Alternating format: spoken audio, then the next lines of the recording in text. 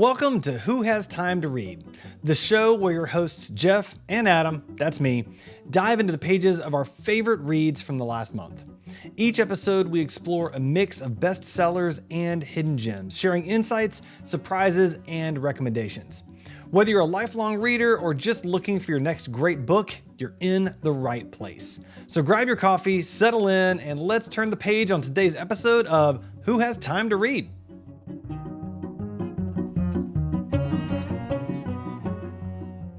Hi, and welcome to the December episode of Who Has Time to Read. I'm Adam Walker. And I'm Jeff Hillemeyer. And we're going to do a little recap of our favorite books for this year, and then we're going to have a nice author interview for you. So pretty exciting day here, right? Yeah, I'm excited. Let's jump into it. Well, actually, before we talk about some of our favorite books, what are you tracking to? How many books this year? I think I'm at 63 completed for the year. I expect I'll probably complete at least 2. I'll probably hit 65 for the year, most likely. I mean, I'm in Brandon Sanderson books right now, and they take a while to read, and I'm a slow reader. So yeah, about 65. How about you? I'm at 47, and if I count up so Brandon Sanderson is a fantasy writer, and his books are massive. Let's see, I have 1, 2, 3, 4, 9, 10, 11. I've read 12, 13, 14 of his books this year. Oh my God. That's so my record in a year, I think before was 52, but I wasn't reading Brandon Sanderson books. Yeah. So I think this is my best year, even though I'll only get 47.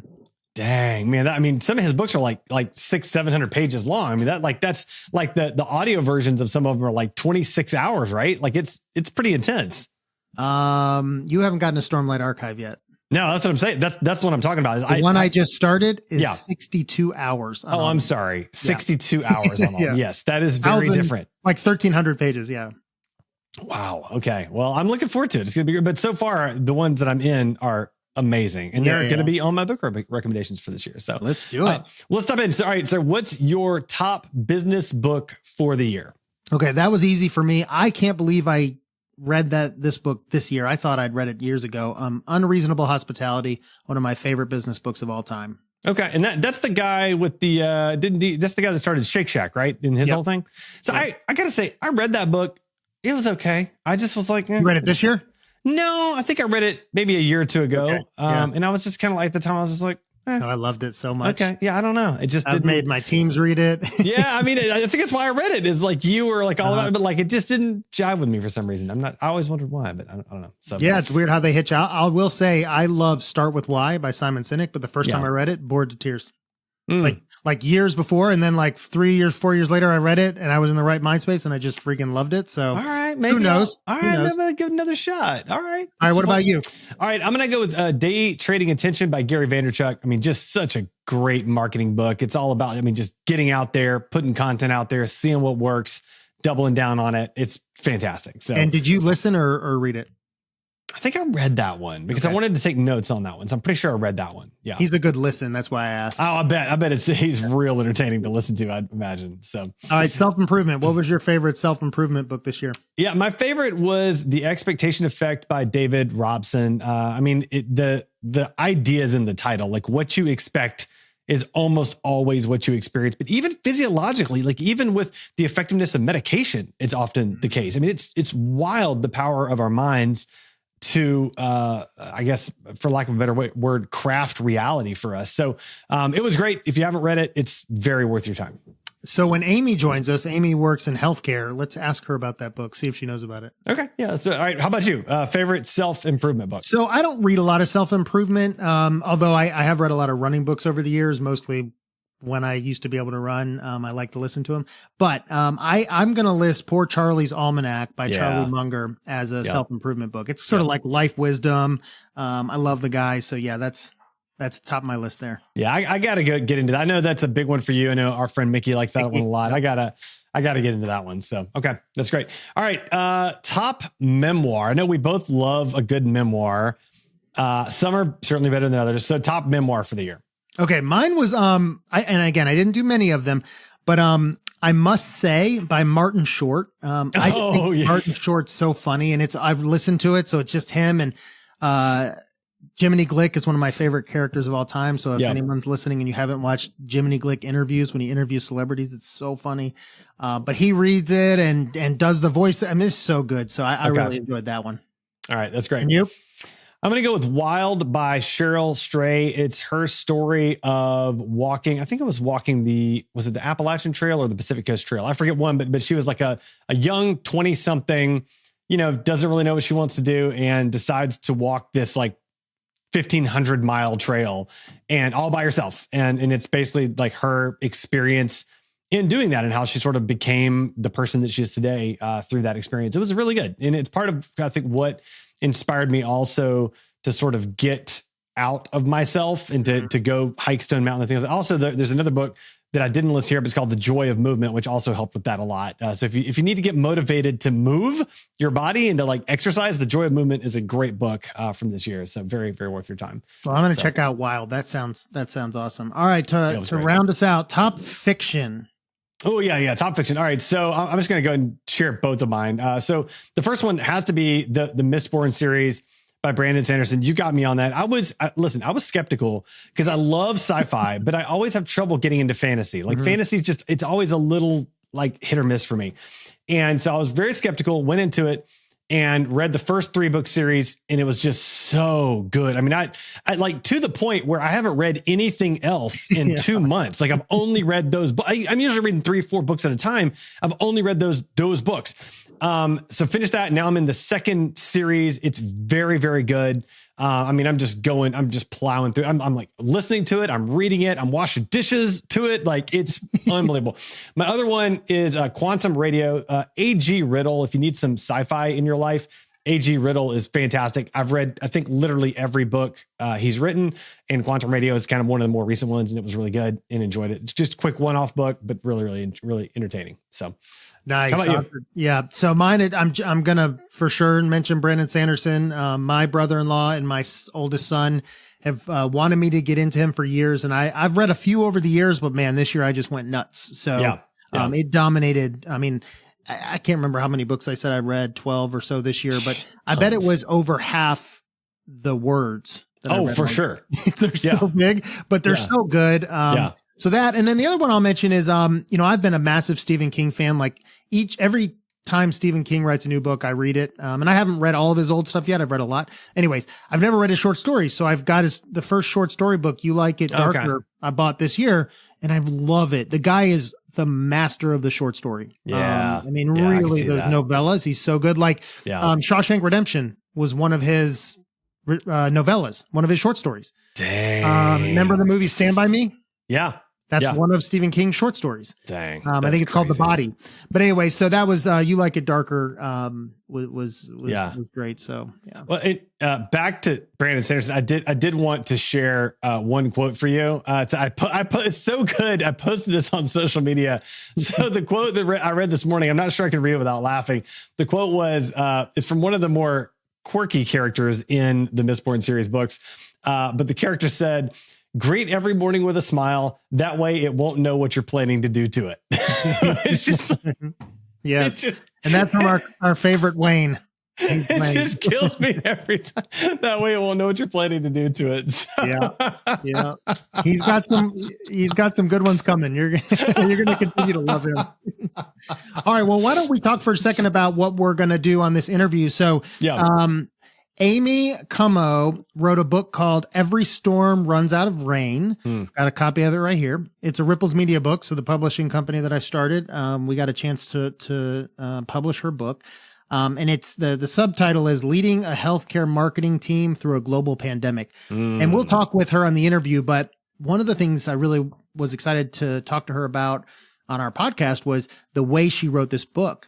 So, most of our authors and most authors in general, they sort of come up with an outline and then they, find time here and there to write or something.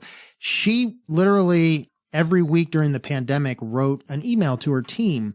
And so it became like this living history of a healthcare professional's life through COVID. And then at the end, so like a year or so ago, I guess we'll find out the origin, but she's like, I wonder if this would be interesting for anyone. And so now it became a book of her emails, and then she reflects on them and stuff throughout. Yeah. So it's pretty cool. So I'm excited to have her join us. I'm excited too. It's going to be great. This podcast is sponsored by Ripples.media. If you're an aspiring author looking to publish your first book, go to Ripples.media to find a community and publisher that can support you. This episode is also brought to you by Edgewise.media. If you want to create a podcast for yourself or for your business, or you need help with content creation, go to Edgewise.media to learn more.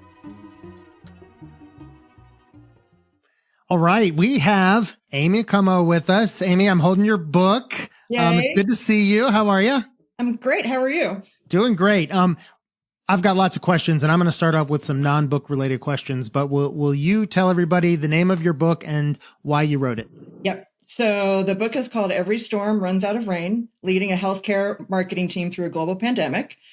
And I wrote it for a bunch of reasons. But first and foremost, it was really to document the pandemic, which changed our world and our lives forever. No matter who you are, whether you're in healthcare or not, it was an extraordinary time in our world's history. And people were too quick, I think, to just brush it under the rug and move on from it. And so I wanted to document that. I think some of the other things I told you about it, I've always wanted to write a book since I was a little girl. So this was an opportunity for me to do that and have a young girl's dream come true. And I always knew that doing this might open the door to what's next for me. So here we are. Awesome. Well, it's fantastic. And I'm honored that you chose Ripples Media to publish the book and work with you on this. We're so proud of it.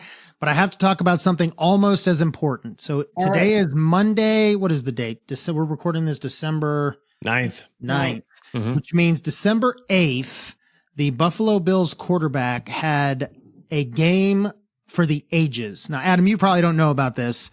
No idea. Josh Allen. So Amy is a Buffalo nut. Born and bred. And I thought about you as we was getting ready this morning. I'm like, I bet she loves what happened last night. Well, except for the fact that we lost. Yeah, except for that. Yeah. Yes, but no, go ahead. He's outrageous. I mean, I remember when he started and when he first started playing, several years ago, and he kept making mistakes, and now he's just totally come into his own and is playing like a true MVP candidate, which would be great for him, but we're still in search of that Super Bowl win. Yeah, that's right. I was in college the 4 years that Jim Kelly and the Bills went 4 years in a row and lost. So we don't get our hopes up, but we still dream. Well, I don't worry too much about the loss because you're going to make the playoffs anyway. So to me, it's like you guys are going to make a run. But Adam, he threw 3 touchdowns and ran in 3 touchdowns. And Amy, you probably don't. I don't know. Do you play fantasy football? I don't play fantasy football. We're getting way off topic, but that's okay. It was the single greatest quarterback performance of all time last night in fantasy football. And who the guy who held the record before that, Michael Vick. Wow. Okay. All right. Good to know. Anyway, it was exciting stuff.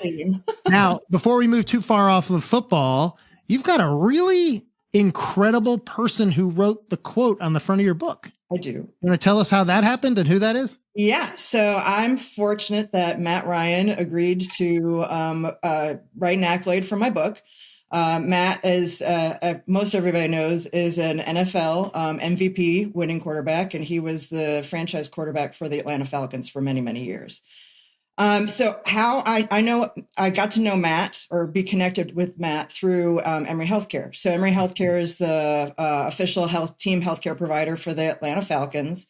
And then Matt and his agent had actually reached out to Emory interested in doing a sort of, not an endorsement deal. I mean, that's probably the best language for it, but it really isn't, because he donates back to Emory whatever Emory, pays him. So it's really just a relationship with him because he cares so much about the Atlanta community and making sure that we've got a healthy community here in Atlanta. And so you miss it, to keep on the sports analogies, and Gretzky's quote is, you miss 100% of the shots you don't take. So I said, well, let me just try. So I reached out to his agent. I said, hey, this is a personal project of mine. It's not really, it's about Emory, but it's not an Emory project. would Matt be willing to write an accolade? She's like, yeah, I think he would. And sure enough, he did. And so I joked because I was like, oh, it's so great for Matt. And I think it was Andrew said, oh, that's going on the front of the book. I'm like, no, I can go on the back. He's like, no, it's going on the front of the book. I said, okay. That's great. Yeah, it's fantastic. Yeah, that's great. And then, of course, you have Ken Bernhardt on the back. You know, we're all in love with Ken Bernhardt. So shout out to Ken. Mm-hmm. Okay, so what's really interesting to me about this is that you wrote it in a way that I think is wholly unique to you and your story, because essentially you were on every Friday, was it? Once a week, you were writing an email to your team. Mm-hmm. And I think you started, was it March 20th? Like that week? Yeah, that very first week. First week, right? That Friday of that first week.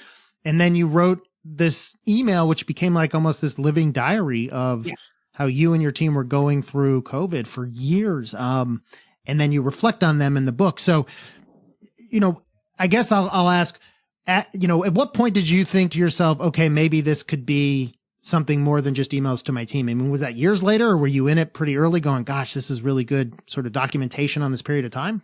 Yeah, it's interesting. I would say it was the ideas that it might be publishable, I want to say started somewhere in that first 12 months.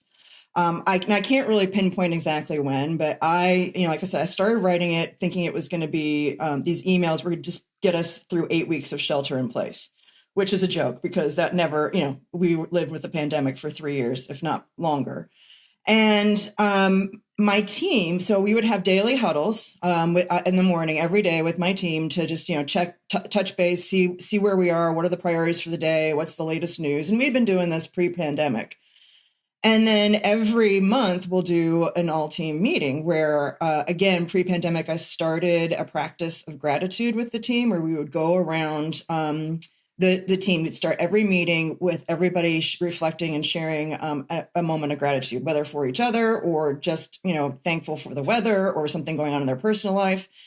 And it was in both of those sessions, probably a few months in, where people unprompted would say how much they appreciated receiving my emails and how much they meant to them. And there were at least 2 or 3 people who said, you should really consider publishing these as a book. I'm like, who's going to want to publish these as a book? Because as they start out, they're very raw. I wrote them on the same day. I did not have an editorial calendar. And many of them I went down the Google search hole, right? Just like thinking of something and then looking for reference points. So there's a lot in the original emails. There are tons of links and even, memes or pictures or stuff that I had inserted for my team. And I knew those all would come with a lot of copyright issues. And so I was like, there's no way that we're going to be able to publish this as is. Then fast forward, at the 2-year mark of the pandemic, so on the 2-year anniversary, I actually printed out all of the emails that I had, and I punched holes in them like old school, put them in 3-ring binders, and gave them to the 6 executive leaders at Emory Healthcare, just for 3 reasons. Apparently, I like to do things in threes. 1 was a thank you for their leadership in the pandemic. 2, to let them know that I had been doing these, because I don't think that they knew that I was writing these, and I wanted them to just get a glimpse at some of my leadership style.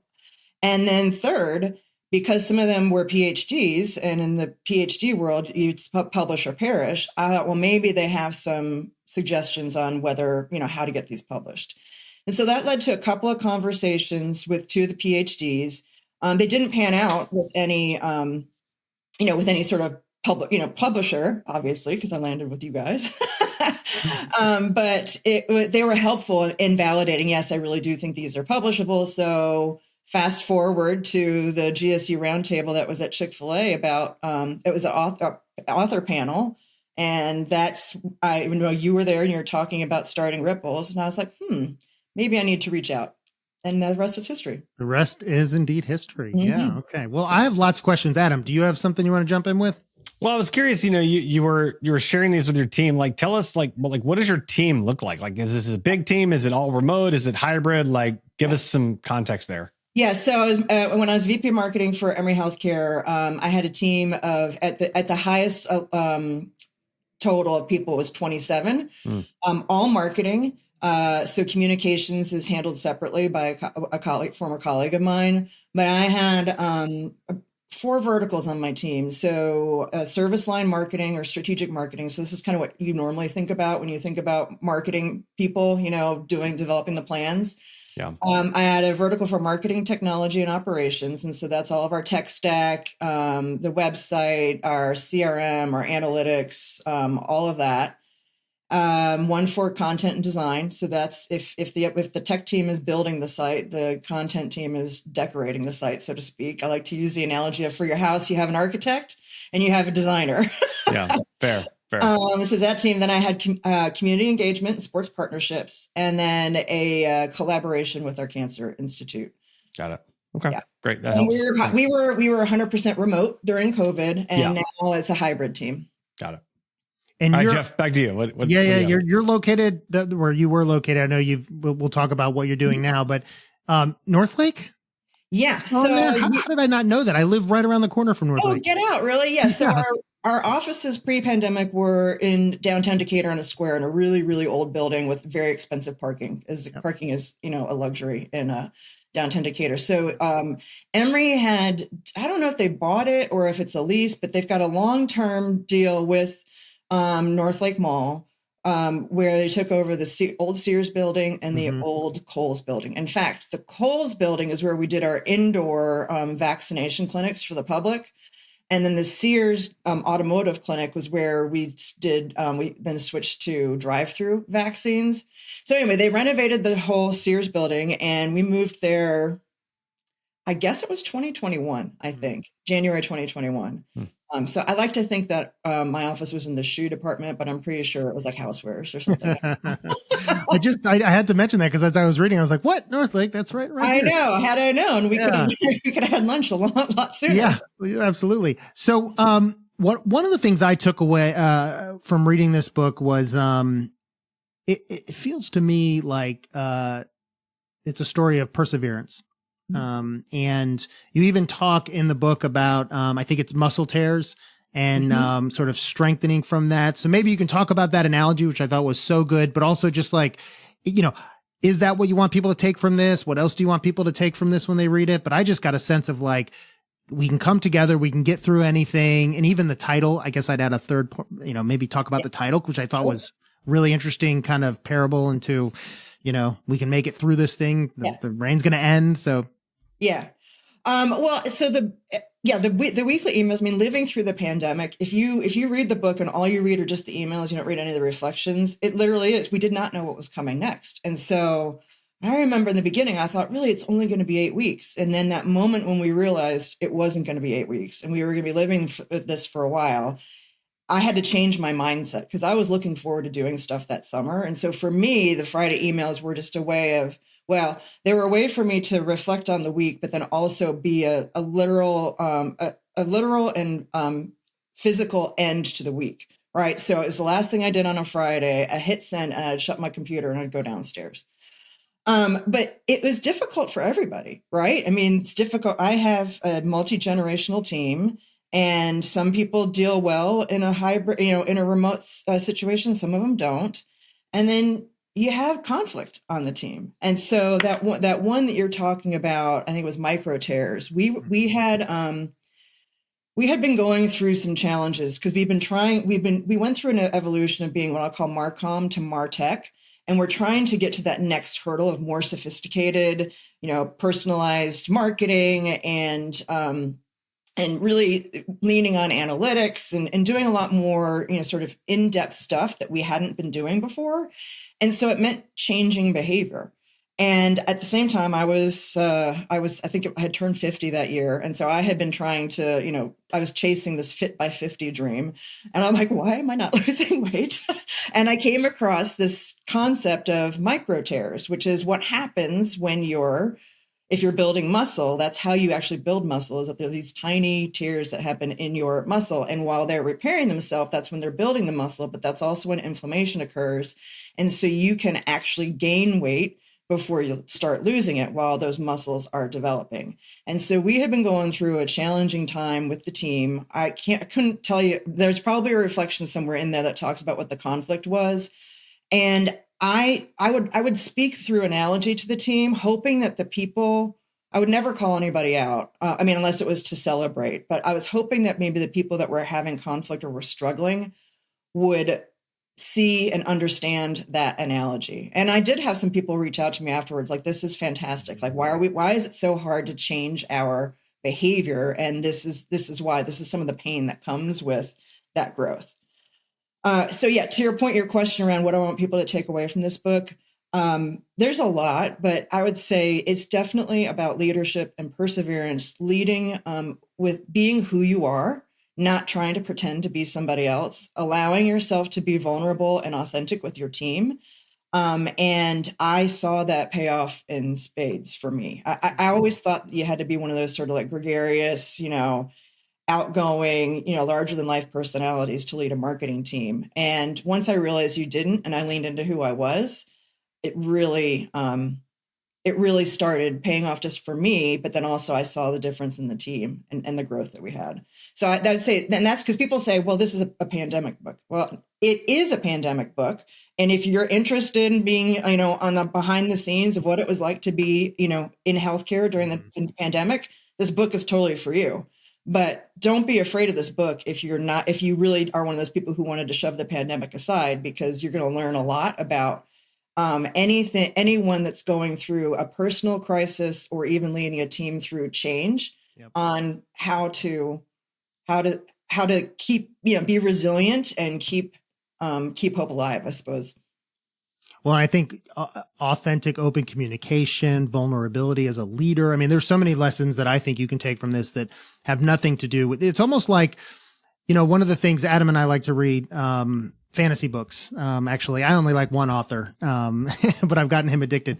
And so like, there's this like thing happening in this world, but it's really the characters and how they react to it and their stories that are the most interesting part, which is really what I felt about this. The pandemic was there and was the central character, if you will, but it was how you evolved as a leader and some of the things you share, which I want to ask about, but, and just how you led them through that.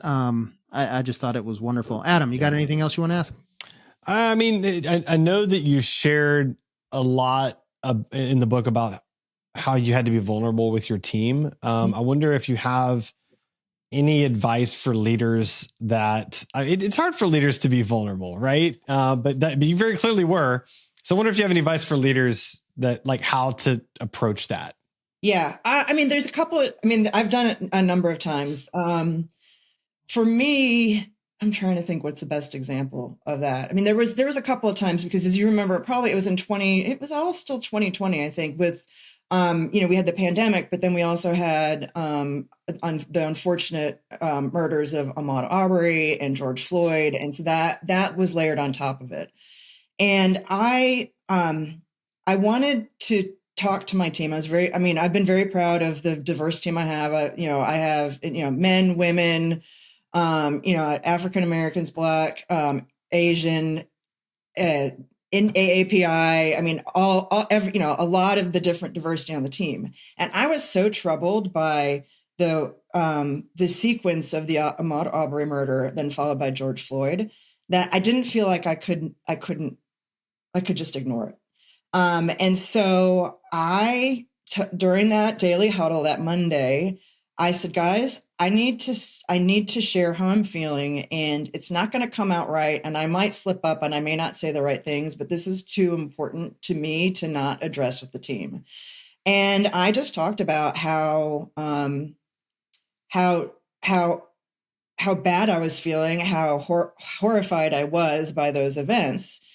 And then I also shared, I was also worried about our police force, because I think we do not need racism in our country, but we also need everybody to be safe. And so I talked about that, and I had at least 3 or 4 individuals reach out to me directly, just saying, thank you for bringing that up. It was, it was one-on-one. They didn't share anything in the meeting.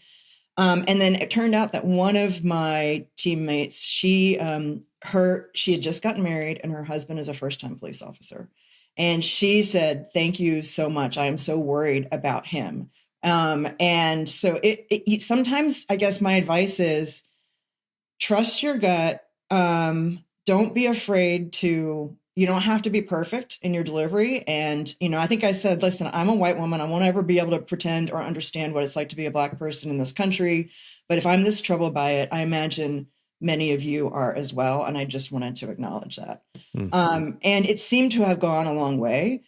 And then so fast forward, and this is, where you start to little by little, you gain some, I don't say confidence, maybe it's confidence or maybe it's comfort in stepping out and saying something. And so fast forward to, actually it was February of this year, and it was the GSU Max Awards, Future of Marketing. And we were talking, so I and a colleague of mine from Piedmont were talking about the joint healthcare systems, like PSA work that we did, public safety work that we did, and public service announcement to get people to be safe, to follow the 3 Ws or get vaccinated. And when I pulled up the very first front page strip ad that we did in the AJC together, all the systems together, it was on the bottom half of obviously A1, and there was a picture of Ahmaud Arbery. And so his murder had just happened that in that time frame. And I didn't feel, and so I took a risk again. I'm like, I need to say something about this because we're speaking in front of an audience of hundreds of people. And so I did. And I said, listen, I said, I need to pause for a second, because when I went to go find this first strip ad, I was taken aback by seeing Ahmaud's picture on that. And I said, well, we're fortunate that we've conquered a global infectious disease pandemic that usually happens only once every 100 years. We still have a long way to go in ending the centuries-old pandemic of racism in our country. And, then went on. At the end of that, I had a line of people I did not know come up to me, not to talk about the award that my team won or the pandemic response, but to thank me for using my platform, which I didn't really think I had a platform, but clearly I did, to address that. And so you just kind of have to, I didn't know what was going to happen at that point in time. I might have pissed some people off in that audience. I highly doubt it, but it doesn't matter because the message was so important to me and I think into our community. So sometimes you just got to take that risk and be comforted in that if it doesn't go exactly the right way, if it's coming from your heart, then there's nothing bad in trying. Yeah. Well, thanks for sharing that. There's several other things that we want to leave some stuff for the readers. There's some Dolly Parton stuff in here. There's I was really interested in the sections where you talked about the stress and having some panic attacks and how you found, I think mostly through meditation, sort of how to work through that. That was really compelling. So the book is really chock full of lots of great stuff. I do want to talk before we get to the end. What are you doing next? What are you doing now? Well, right now I'm so I ended 20 years at Emory. So I was, my 20th anniversary was in May of this year. And my last day was November 1st. So right now I'm actually finally recuperating from 3 years of the pandemic and then a couple more years of industry disruption. So I'm enjoying time off with family for the holidays, but in January, I'll start figuring out what I want to do next. I'm a marketer by heart, but I've been in multiple industries. I moved to Atlanta to work for the Atlanta Opera. So I spent 10 years working in the performing arts, both here and across the country. And then, 20 years in higher education and healthcare. So we'll see. I mean, I'd love to be able to stay based in Atlanta and maybe work for another Atlanta-based company, or even potentially doing, remote work or hybrid work, but still being based here in this great city. Nice. And is there another book you got in you? I've got a few. So the first book I actually wanted to write, and I've thought I can't ever do this until I'm out of healthcare. And so we'll see if maybe I've got it in me. But it was, the title at least is On Divas and Doctors.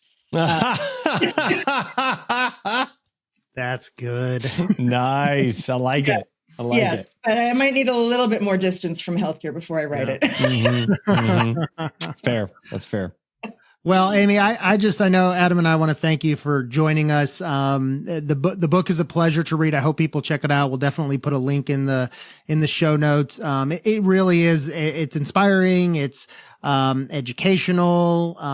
It can be so many things for different people. So I know people are really enjoying it. And thanks for taking the time to put this out into the world. Thank you. And there's some funny stuff in there too. So don't think it's all like there's many funny things in here, no doubt. Right. Funny. I talked to somebody, I think, and they said, again, somebody I didn't know very well. And he's like, oh my God, I feel like I know you after reading this book. I'm like, oh, well, of course you do. Cause I wrote so much about me and my family, but it sort of took me aback there for a second. Yeah. And certainly the parts, each email, and then you sort of have your own, 2023, I guess, version of it. And that you did lots of funny stuff. So yeah, absolutely. Something for everybody. All right. Absolutely. Thanks, Amy. Appreciate it. Yes. Thank you so much. That's all for today's episode of Who Has Time to Read? Thanks for joining us on this literary journey. If you enjoyed our bookish banter and discovered some new reads, please take a moment to rate us on your favorite podcast platform and share this episode with your friends and fellow book lovers on social media. Your support helps us reach more listeners and keep the conversations going. So until next time, keep turning those pages, and we'll be back soon with more books to share on Who Has Time to Read?